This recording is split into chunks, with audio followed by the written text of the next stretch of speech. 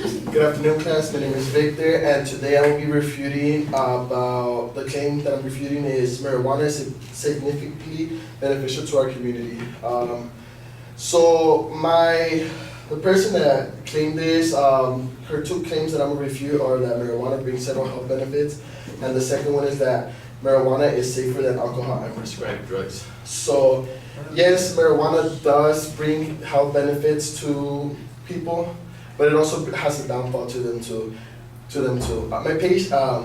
person that I'm refuting, she on her speech, when I rewatched the video, she claims that she mentions that marijuana cures epilepsy, but it in some studies it shows that it does not. It only treats it, and it treats it to a certain extent. When she also mentions that the drug Epidiolex, which is what helps treat the seizures with epilepsy, and that drug has several side effects to it when taking it, especially when you're taking it at high dose. And those side effects are sleepiness, decreased appetite, diarrhea, changes in liver function, fatigue, malaise, and asthenia. Malaise and asthenia are just pretty much weakness in the body or lack of energy, and it also causes rashes and infections. Then, on an article from the National Institution of Drug Abuse, it mentions that studies have shown that marijuana has a link with testicular cancer if you smoke a lot of marijuana, and especially if you start smoking at such a young age, you have higher chances it increases the chances of you getting testicular cancer as well in young adults. And then another thing that I found was that marijuana it starts to trigger schizophrenia, especially on young adults as well too. And then in a study that was conducted by Henelor in Rainreach, he sampled a total of 1,200 schizophrenics, all of which smoked marijuana, and the ones that started smoking before the age of 18, it triggered faster with them than those after the age of 18. And then another study done at Tel Aviv University found that when mice were given THC, they had schizophrenic episodes rather than the mice that weren't given THC. And then the second claim is that marijuana is safer than alcohol and prescribed drugs. Although a lot of articles do say that marijuana is safer than alcohol and prescribed drugs, it still has effects similar to those of alcohol and prescribed drugs. An article by Stephanie Watson on WebMD. Ongoing marijuana users have been linked to lung changes, memory loss, and a number of other health problems.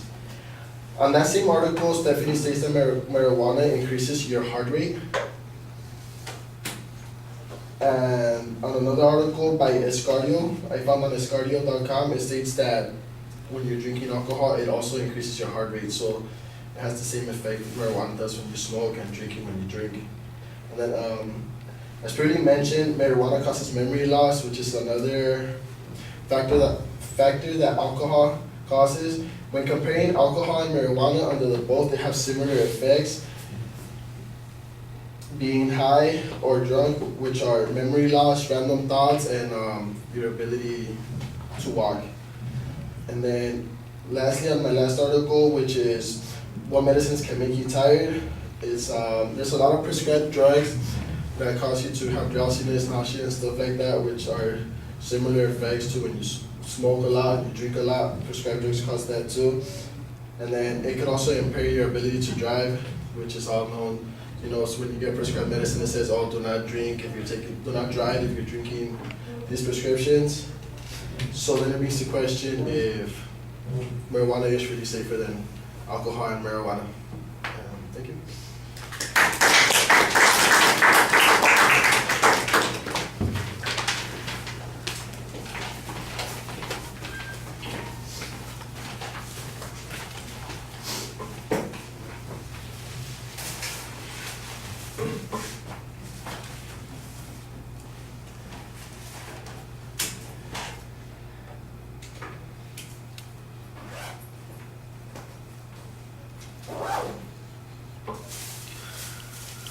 I know some of you were spared the commentary on Monday, so you're probably disappointed that I'm back. But I am going to do a couple of quick comments here. First of all, you labeled the claims pretty clearly, so we know what's going on. You basically are conceding the claims, so the dispute is not about whether or not these claims are true, but whether or not there are some other claims that are also true. I think that's a little bit problematic, especially given the arguments that are often made on the benefits of marijuana. There's a whole bunch of literature that suggests that these claims are primarily anecdotal in nature, that there is a lot of hyperbole around them, that the information documenting it is a little bit sketchy.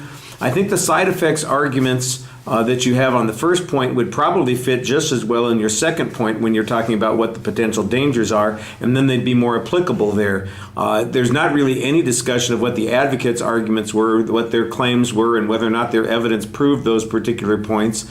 There aren't any counterclaims presented on that. The counterclaim that you have is basically, thinking about it from a consequence point of view. This might be a disadvantage type argument if we were making this a policy argument, then this could potentially be a disadvantage. But as to whether or not marijuana has a beneficial medical effect, you basically wash your hands of that and say if you think there's no argument about this, then say there's no argument and explain and make your argument about the fact that they haven't presented an argument. Otherwise, you're just it's like saying, well, my client's guilty, but if he went to jail, he wouldn't be able to feed his kids, and his rent wouldn't get paid, and other people do bad things too, and that doesn't address the issue of whether or not marijuana is beneficial. So I think you kind of missed the point on that. The second argument I think is a little bit more applicable because you are talking about side effects, and they mentioned the safety issue. So anything that you show that suggests that it's not particularly safe, that there are drawbacks to it, I think that does fit there. All right, thank you.